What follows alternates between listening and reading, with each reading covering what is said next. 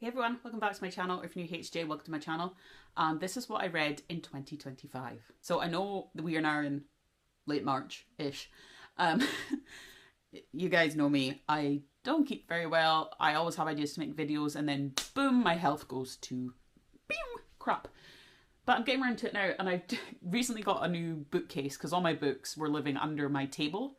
My table has a couple shelves underneath and they were all living under there, hidden away. And now they're not, and I can look at them every day. And as I was pulling them out, I didn't actually realise how many books I'd read. One of the piles is ridiculous. This is the amount of Sherlock Holmes books I read. Like, I went on a binge, and I'm still reading Sherlock Holmes. No, that's a lie. There was a few mixed in different ones, like crime novels mostly. I love a good crime novel. But that's not all I read. I read normal books, like no theme in particular. Is this tiny pile. So what I'm going to do is I'll go through the teeny tiny pile first, and then we'll get through all the Sherlock Holmes novels, because can you tell I get hyper fixated on stuff? Can you tell? If you want to see what I read in 2025, please stick around, remember to like and subscribe. There are also memberships available on my channel if you wish to have a look. The members will see this video first. As soon as this video is edited and ready to go, they will be the first to see it. It also comes with different perks for different levels, and there are some cute little emojis of my face that you can use, and you get subscription badges, and the higher tier members get exclusive shorts, which I use to document how I'm feeling on certain days. If I'm doing anything, you guys are the first to know. And you also get membership shoutouts for the channel. I also do have a Patreon page, which I haven't uploaded on for a while. I wanted to do the Sherlock Holmes series that's on Prime, but it will not let me screen record, so I'm just going to have to watch it and do a review of that. But there are other ones up there, like my Wednesdays and my Dexters.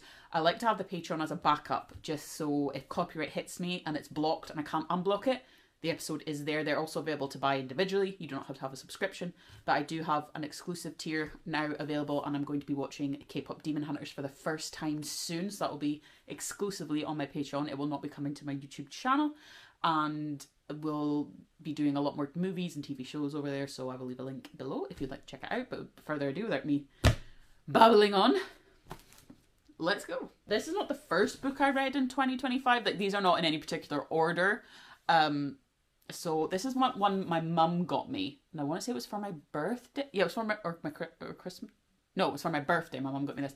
It's L.M. Chilton. Everyone in the group chat dies.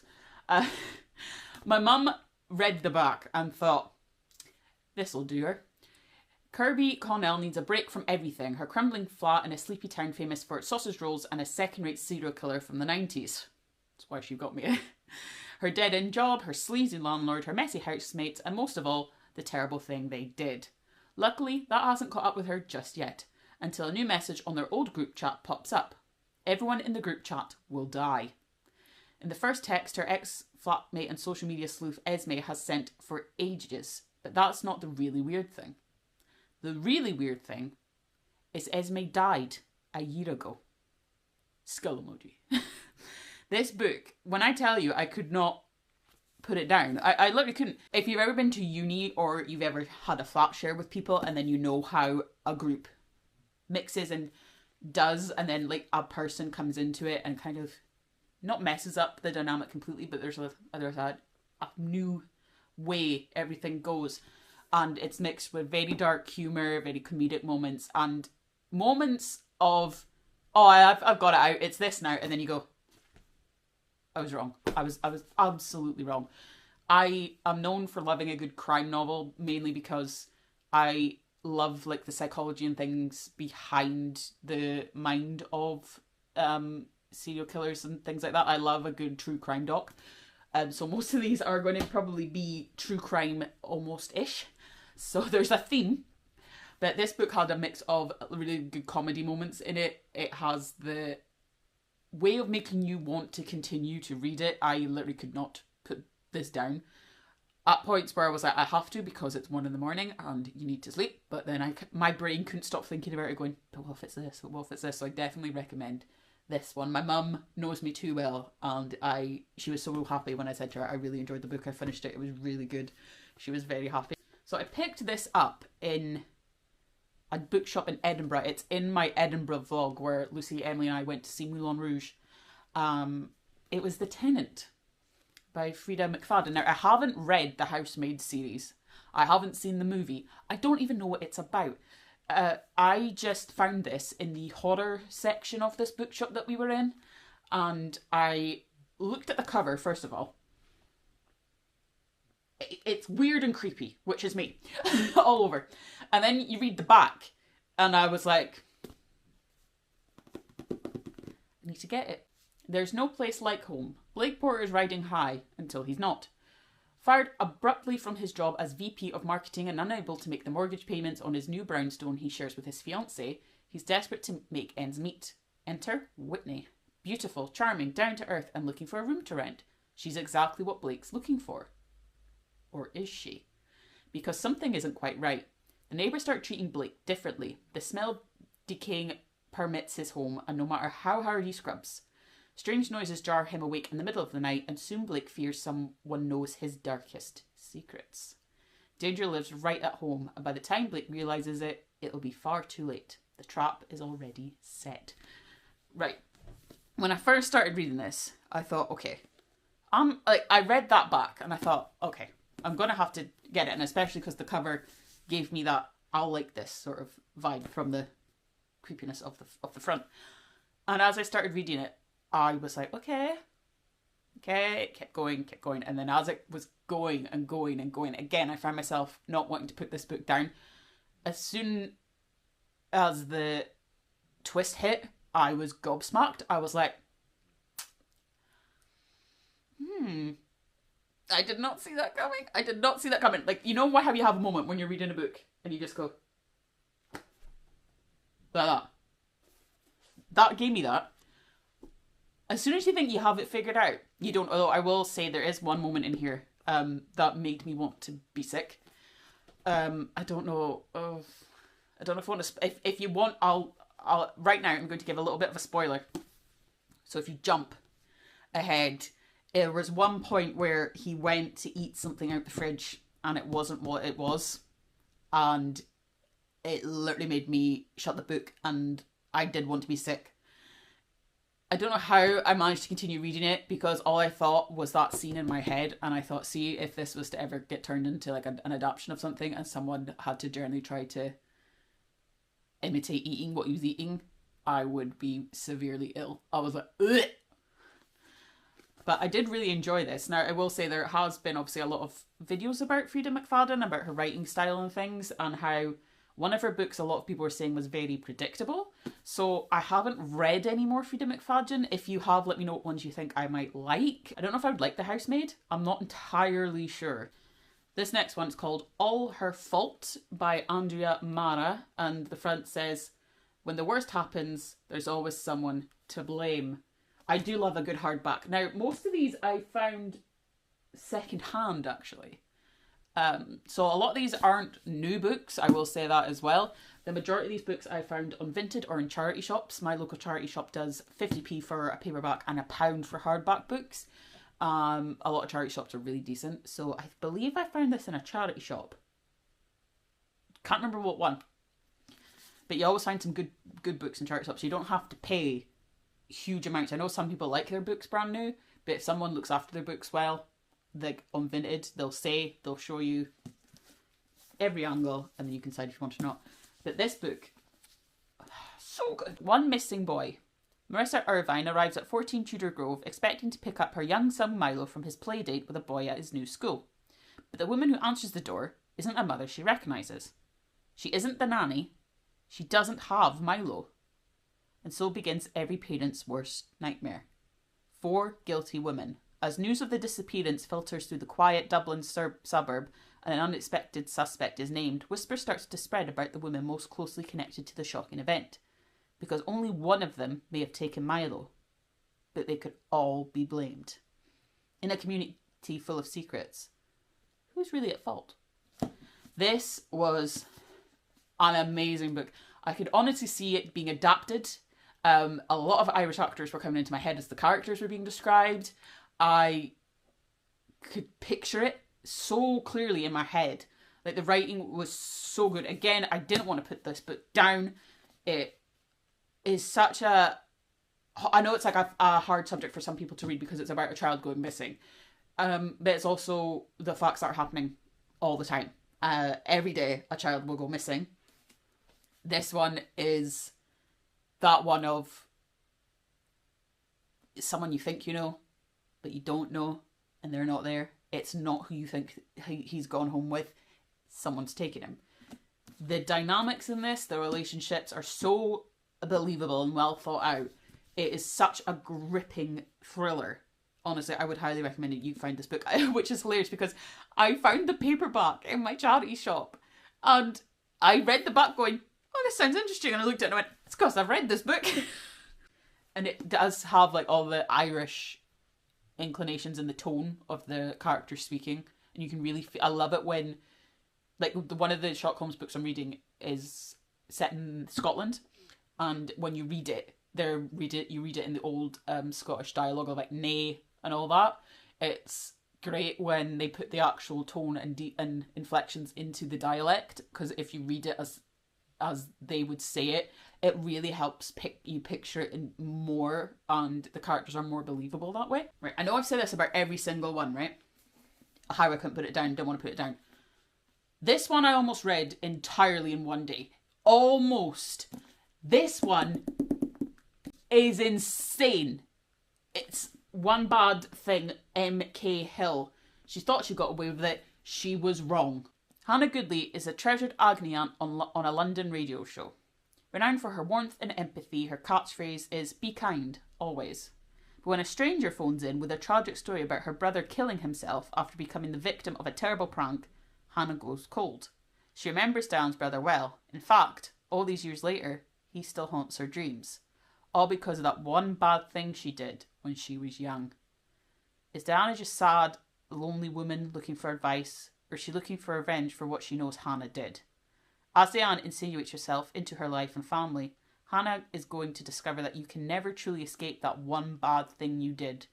Sooner or later, you're going to have to pay the price. The twists in this book had my jaw dropping several times. The characters are so well defined. The relationships and the tension that it all brings and builds is unbelievable.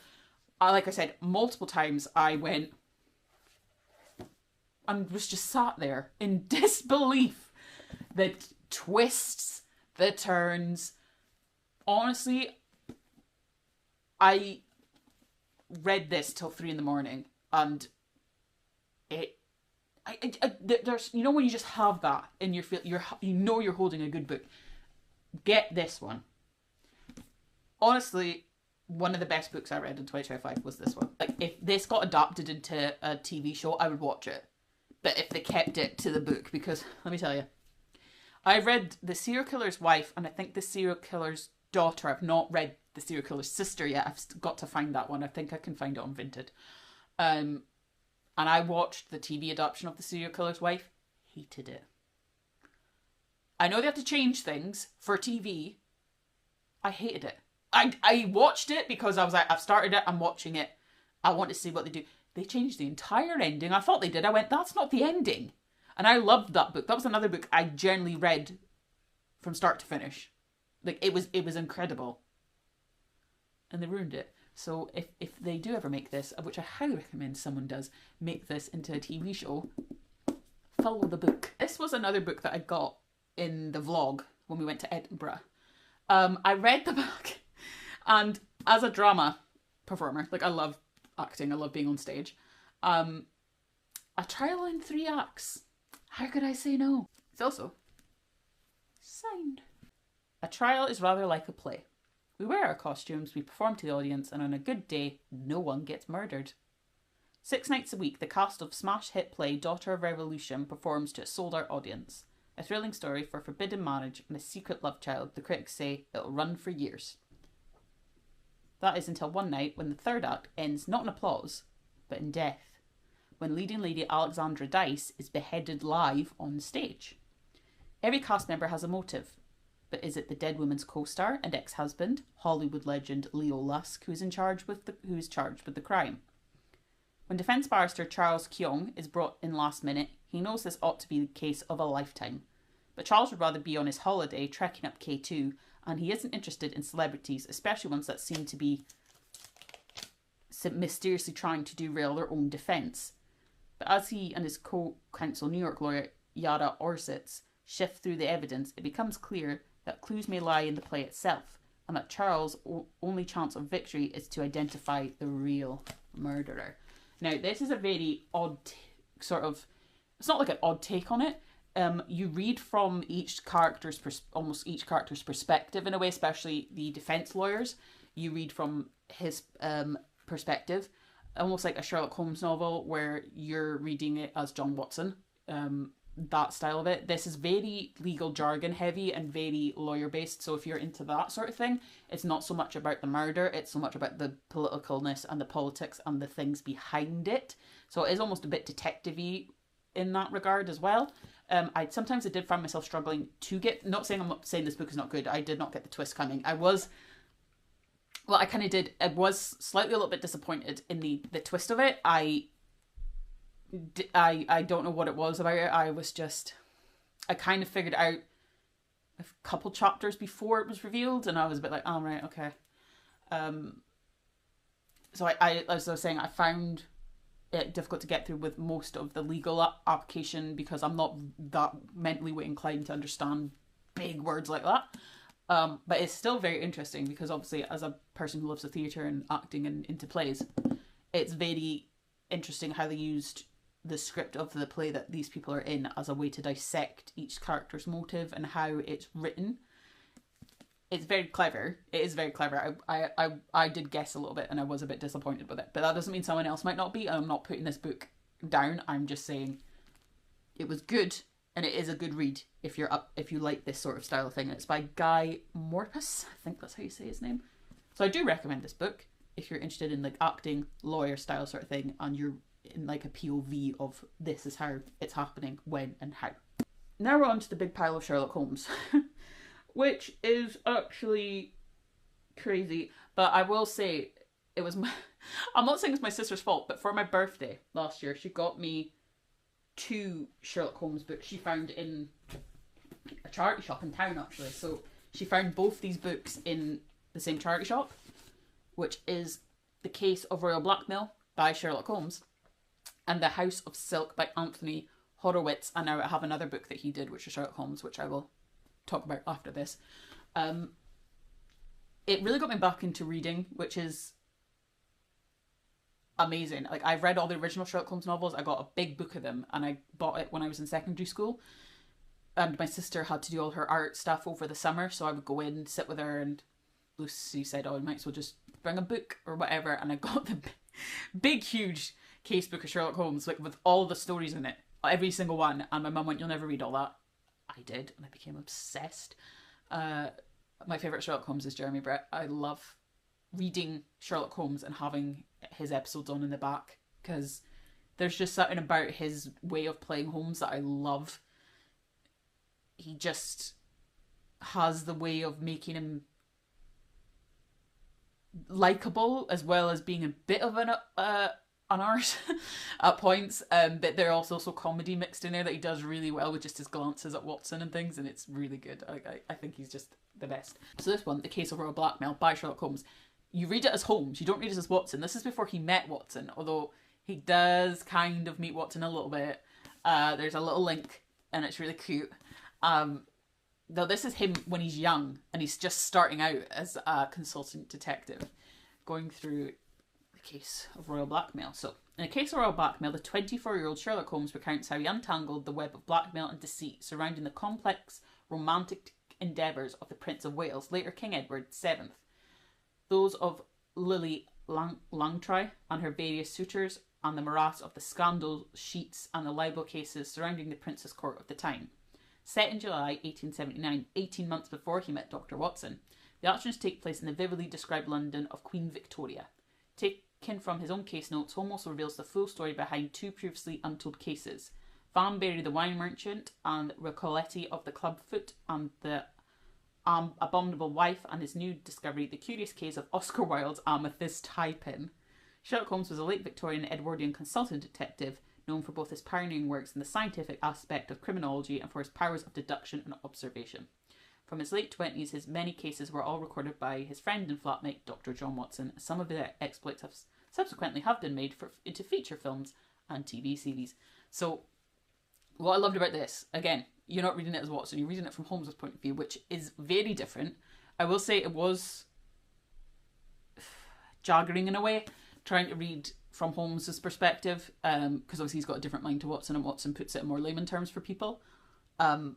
It's still a really good read. The fact they have Oscar Wilde and other of these historical people mixed into the book is very interesting, and they overlap a little bit. So again, trying to keep a bit of a pace between some of the cases going on at the same time were a little bit hard, but I did like how we get more young Sherlock Holmes. That's just why I want to watch the Prime series, which I was going to, like I said, I was going to react to it, but it won't let me screen record the dumb thing. But that movie that I mentioned one time in another video, I think, the Young Sherlock movie, watch that one as well. It's very good. I was obsessed with it in school, absolutely obsessed. So I will say that this one is a hard, if you're like-minded for Sherlock, I don't think it will be that difficult. But again, some of the twists and the turns, and obviously he's very clever. He's got an amazing mind, so obviously to see how his mind works as well is different. That's good. It's a good different. And I will say, all of these books are obviously not by Arthur Conan Doyle, but you can't really do a Sherlock Holmes book without being allowed by the Arthur Conan Doyle Society, so all these are pre-approved. And I will say that all of them are deservedly rightfully so approved. The majority of these are very well keeping with the tone of Sherlock Holmes, which is a hard feat to do considering Doyle set the tone with all the books originally, and to have a young Sherlock is really difficult, obviously, because we don't know what he was like when he was younger. There was hints of things about his childhood, and obviously with Mycroft, and there's little hints there and there about his grandma and his mum and his dad. We don't know that much. Mycroft is in here, and their dynamic, even as they're young, is still the same as when they're older, and that's why I'm excited to see the Young Sherlock on Amazon as well, to see all these different characters and how they would fit and mould him into who he is. Second book my sister got me was The House of Silk. Now this one, oh my god, it was so good. Anthony Horowitz, he also wrote Moriarty. Again, I definitely recommend these two. He's a genius. The Game's Afoot. It's November 1890 and London is gripped by merciless winter. Sherlock Holmes and Dr. Watson are enjoying tea by the fire when an agitated gentleman arrives unannounced at 221B Baker Street. He begs Holmes for help, telling the unnerving story of a scar-faced man with piercing eyes who has stalked him in recent weeks. Intrigued by the man's tale, Holmes and Watson find themselves swiftly drawn into a series of puzzling and sinister events, stretching from the gaslit streets of London to the teeming criminal underworld of Boston. As the pair delve deeper into the case, they stumble across a whispered phrase, the House of Silk, a mysterious entity and foe more deadlier than Holmes had encountered, and a conspiracy that threatens to tear apart the very fabric of society itself. With devilish plotting and excellent characterisation, best-selling author Anthony Horowitz delivers a first-rate Sherlock Holmes mystery for a modern readership, whilst remaining utterly true to the spirit of the original Conan Doyle books. Sherlock Holmes is back with all the nuance, pace and powers of deduction that makes him the world's greatest and most celebrated detective. This...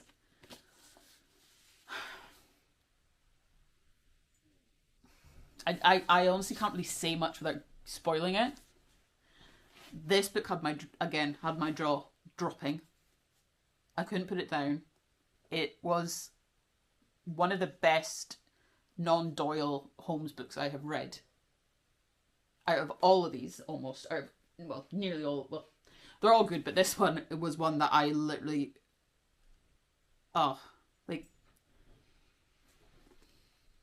it's like you think you have it. Even Holmes himself, he thinks he had it, and then... No. What he thought of the House of Silk was not the House of Silk. It has those jaw-dropping twist turn moments that you find in the Sherlock Holmes novels. It's incredibly written. This one as well, same. And Holmes isn't even in this one.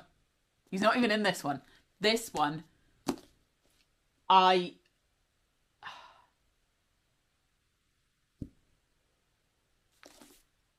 it's just incredible.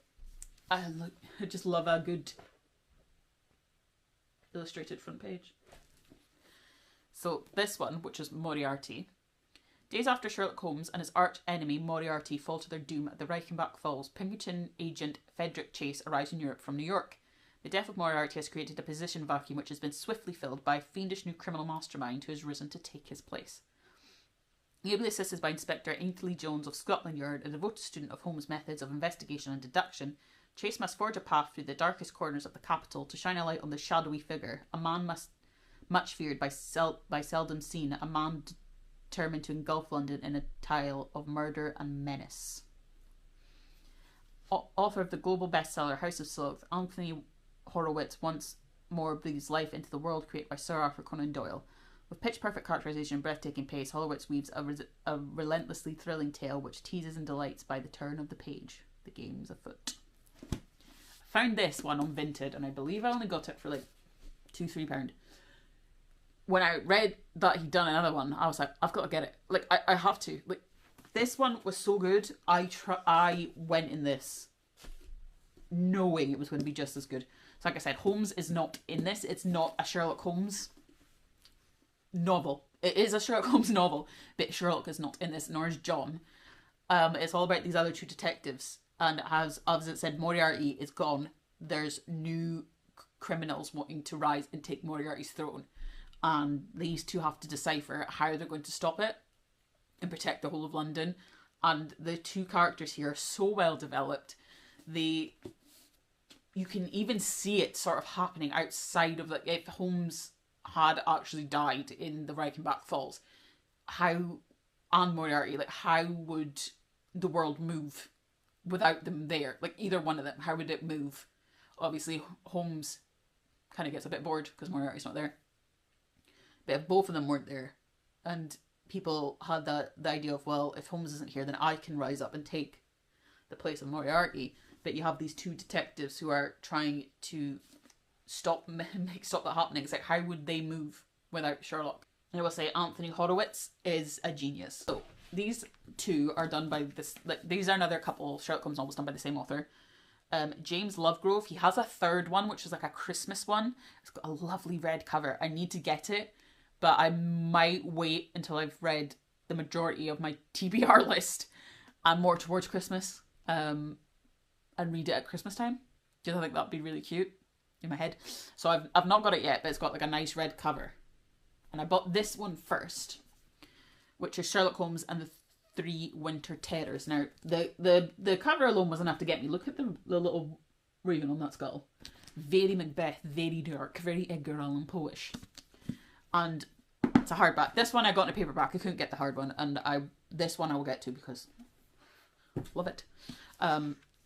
So it says 1889, the first terror. At a boys' prep school in Kent marshes, a pupil is found drowned in a pond.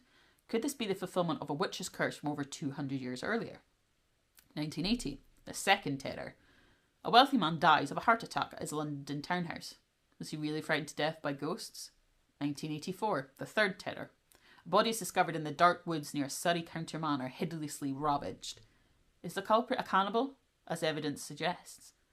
These two chilling and strangely linked crimes test Sherlock Holmes' deductive powers and his scepticism about the supernatural to the limit. Look at the inside.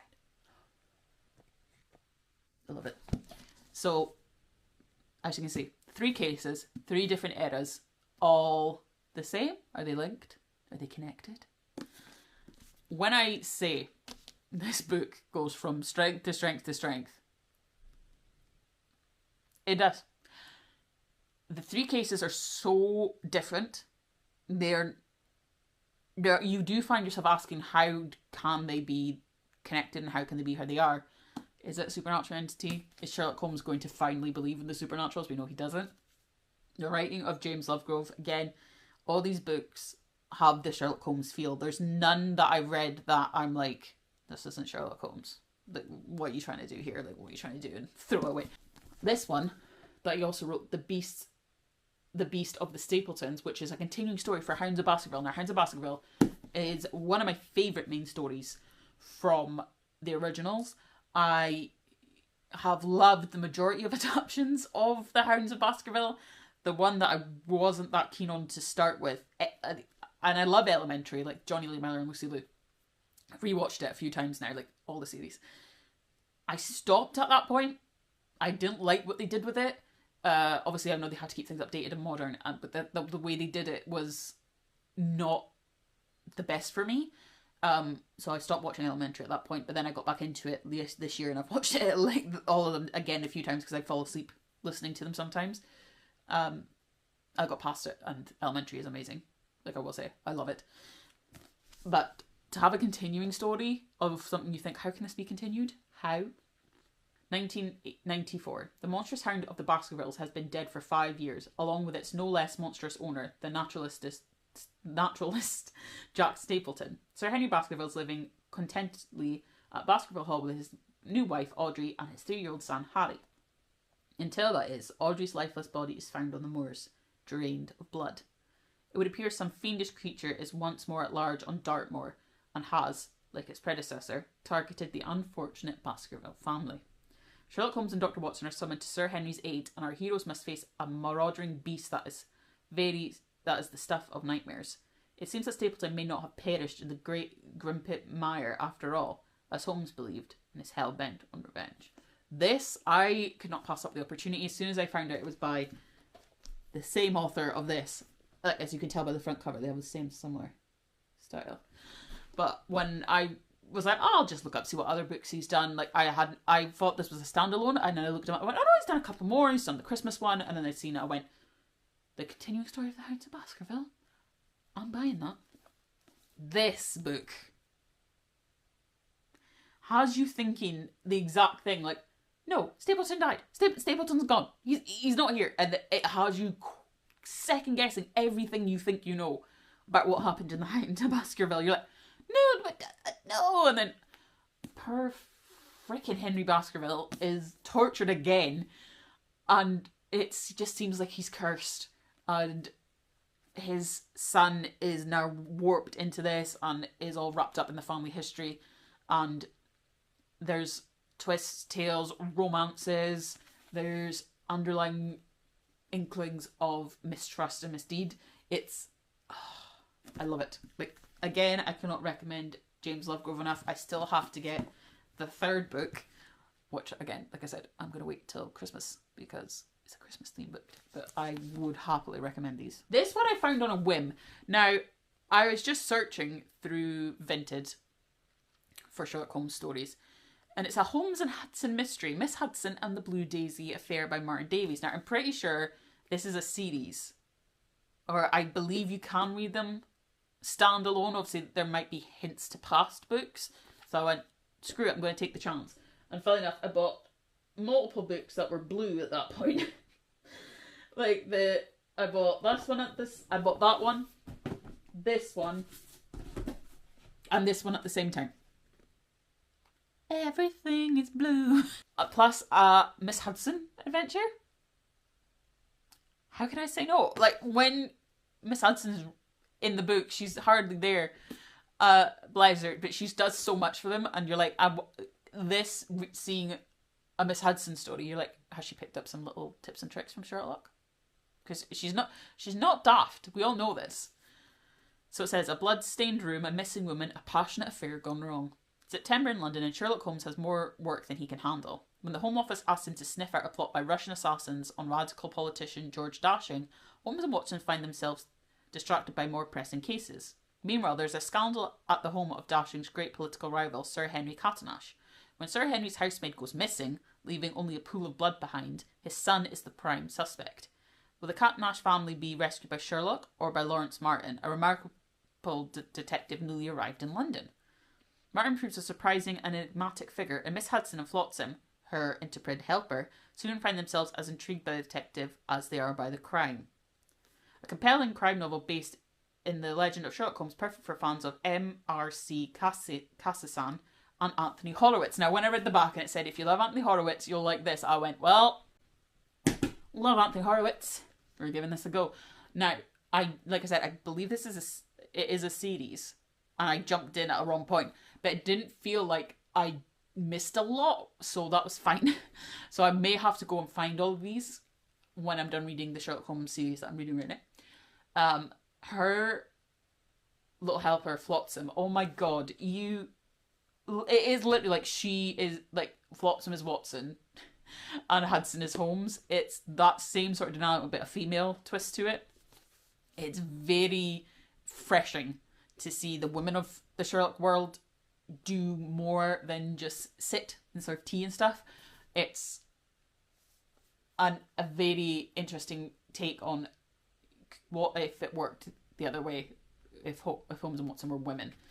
I loved it. I love the character of Miss Hudson. She's so witty, so whimsical, and yet very stern.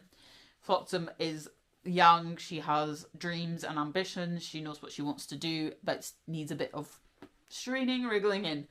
I love it. So I am going to try and find the other ones of these. So this one I started at the end of 2025. Like, not the end. Like a couple weeks. That I finished it in 2026, but I started it in 2025, so it counts. This is one I saw advertised everywhere. Holmes and Moriarty by Gareth Rubin. I think it comes in a blue as well, but I found the red one on Vinted and I went, screw it, I'm getting it. And then after that I found a really nice painted side one and I was like, you bugger. First of all, it's gorgeous. Look at it. Ooh, look at it shine. And the two adversaries, one deadly alliance, together can they unlock the truth? And you're like, Sherlock Holmes and his faithful friend Dr. John Watson have been asked by actor George Reynolds to help him get to the bottom of a mystery. George wants to find out why the audience who come to see him perform every night are the same people, only wearing disguises. Is something sinister going on? If so, what? Meanwhile, Holmes' arch enemy, Professor Moriarty, is in danger. Implicated in the murder of a gang leader, Moriarty and his second, Colonel Moran, Sebastian Moran's in it, go on the run from the police in order to find out who has set them up. But their investigation puts them in the way of Holmes and Watson, and it's not long before all four realise they are being targeted by the same person. And countless lives on the line, including their own, they must form an uneasy alliance in order to unmask the true villain. The trail leads to a hotel in Switzerland, and a conspiracy far greater than anyone could have possibly believed. Who can be trusted? And will any of them survive? The intrigue I got just for this is just from the title, Holmes and Moriarty. We all know that Moriarty is mentioned throughout the original stories, and we only get sort of one big main story, which is the Reichenbach Falls, in which we get to know the man a bit. But all we know is he's a criminal mastermind, he's a professional mastermind, and he's Holmes's equal. And the fact that Sebastian Moran's in this as well, their dynamic, Moriarty and Moran, is that of complete opposite to Holmes and Watson. Holmes and Watson are equal. Moran is not equal to Moriarty. Moriarty definitely sees Moran as his assistant, his aide, his go-to man to be like, you do this because I know you're doing it. You're the brawn and I'm the brains. I figure what out to do and you just do it. That is their dynamic. Whereas Holmes kind of is a bit more like, I know what it is, Watson, but he wants Watson to get there. Like, he wants to help Watson understand and grow as a detective by his side. This one literally puts you to the you jump sort of between the two different stories at the start, between Holmes's and Watson and Moriarty and Sebastian Moran's, and then when they come together, you're like, how is this connected? How is this all working out? And then Mycroft's thrown in here. Mycroft is, but I also love that we get more Mycroft, because as much as we did get Mycroft in the books, we didn't get too much. There was a few stories he was in, which he played a massive part in, and there was other stories where he was just mentioned as just a little like, oh, my brother Mycroft. The dynamic, like, I love how all these stories have kept that brotherly dynamic between the pair of them. Like, it's that sort of unwritten rule. It's so good. This one is very, like, tense, very go, very much fast-paced, very quirky as well. There is a moment where you have to stop and go, wait, is that actually happening? Like, what's going on? And when you get round to the end and the truth is revealed, you literally are like, this is something this just wouldn't happen, or is it? It's so well written, and the fact that these two have to come together to work together is like a stroke of genius. It's like being forced into work out something with your own worst enemy and being stuck in a room, be like, we have to get out of this room together or we're not getting out. It's like, we've got to do it. You have to put your differences aside and go with it. And this just has everything rolled into one. So I found, they're not the same books, obviously. They're called The Further Adventures of Sherlock Holmes. They're all different writers, and they all have written different stories that have taken place within the Sherlock Holmes universe. Some of them are very out there that I've seen on Vinted. Again, found them on Vinted. Some of them are very out there, and some of them are very plausible.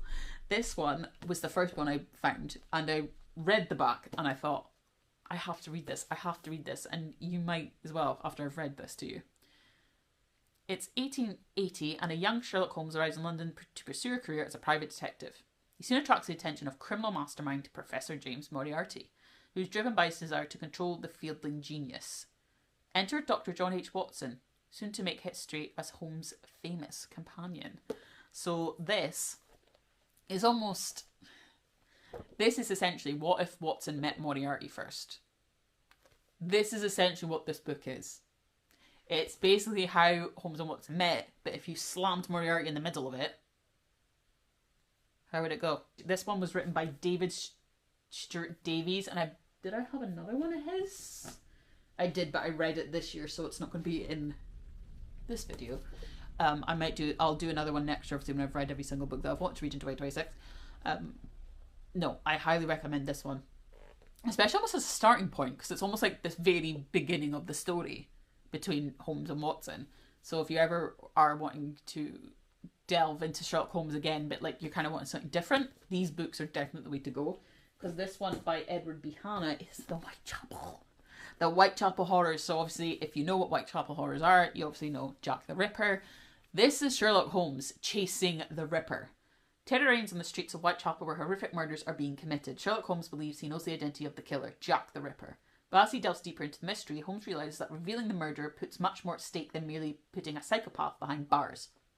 In this unique case, Holmes is faced with the greatest dilemma of his career. This book is chunky. Look, compare it to this one. Chunky.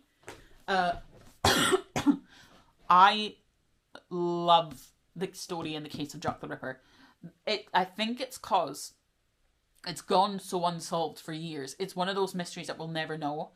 And there's another one I read this year, which was The Ripper Legacy, which kind of ties in with this one. It's not written by Edward B. Hanna, it's by another author, but they link really well together. And this one, obviously it goes through all the cases of Jack the Ripper again. So if you obviously know all of the victims and how he's done it, it goes through it in detail. So even if you don't know and you want to kind of get into it, but you're not sure that, and you're a fan of Sherlock Holmes, this is a good way to get into that sort of thing. And looking at, obviously Sherlock, they're putting a little bit more details, obviously some that are probably not obviously accurate, but the theory that comes out of who Sherlock thinks is behind it, he doesn't necessarily say. Watson thinks he knows who it is, but he's not necessarily telling Watson. He's like, I can't really say. It's so good. The frustration that Holmes feels in this feels so genuinely real that you could just take it off the page, and it's like you yourself could picture being that frustrated that you just can't find the answer to who this person is, who is ending these women's lives. Why are they doing this? Why are they doing it in such this way? I will say it's very graphic, so the details of the killings are very graphic. So if you're a bit squeamish, maybe it's not the book for you, just because it goes into greater detail a little bit. But I would highly recommend this if you're a massive murder mystery fan. It's kind of the best of both worlds. No way. Last one is The Art in the Blood by Bonnie McBird. Now, this is a series of books. I found this one. I knew it was the first one because I looked it up, and I only bought this one because it was the only one available, and I thought, right, I'll read that, see if I like it, and I'll get the other ones. I'm on the second one. There's 4 more. I need to get the last one because it wasn't the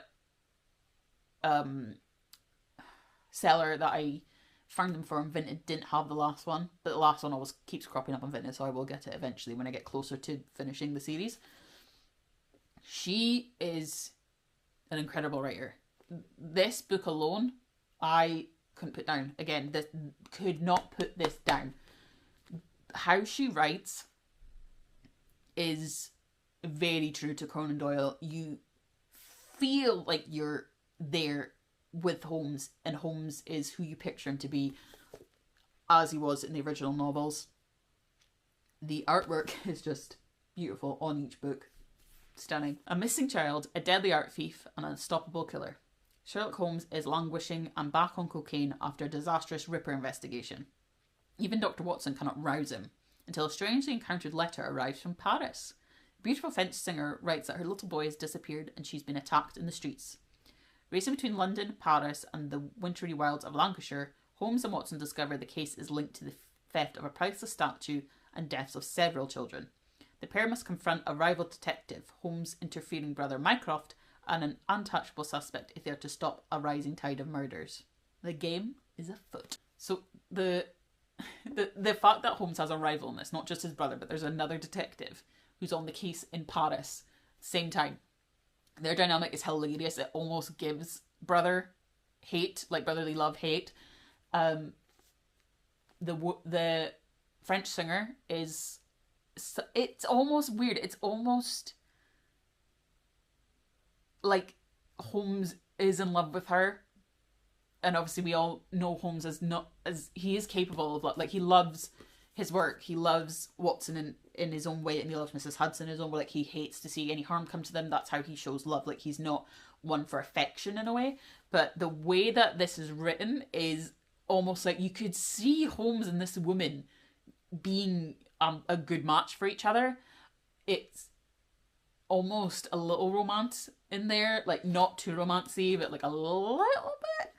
It was so sweet just to sit and read those moments and Holmes feel more like a real, like almost like a real. He does feel like a real person. Let's be honest. Everyone thinks Sherlock Holmes is real. He's that well written originally in the books. Everyone thinks Sherlock Holmes is a real person. I used to think that until I realised he wasn't. The fact that there's romance feelings showing almost with Holmes is so impactful, but it's not done in a way where it's, oh, he's feeling, it's like he has like an interest in this woman and knows that he does like her in that way, but it's not very much done over the top. It's very light and very subtle, almost like a delicate touch. It's almost like that sort of romance. It's very sweet. Going from Paris to London to these locations, like it, you feel like you're going on the journey with them. It's so well described. They speak French in it. Obviously, if you don't speak French, like I don't speak French, it's a bit like, what? But Watson explains everything, as he always does. I'm currently reading the second book in this series, and this is the second book is based slightly in Paris as well, but it's based in Scotland, my home. I cannot wait to finish the rest of these. Like I have 4 left after the book I'm on, and I would highly recommend Bonnie McBird already. I've not even read all of them, but the way she writes feels so right and feels so much like the Conan Doyle stories. Out of all the Sherlock Holmes books, the top 3 are There in the Blood, House of Silk, Holmes and Moriarty. These 3 are, not that all of them are not, obviously I recommend every single book I have shown you in this video, but these ones for Sherlock Holmes fans are a must. Like they're definitely ones to add to your TBR, to read, to like literally just have on display, and if anyone goes, oh, is it any good, you just go, oh yes. So that's it, guys. Jesus, I've been sat here filming for nearly 60 minutes. That is, oh, my dad's coming in half an hour, fuck. So that's it for this video, guys. That was everything I read in 2025. Are you interested in picking any of them up? Let me know which ones in the comments down below, and I'll see you all next time.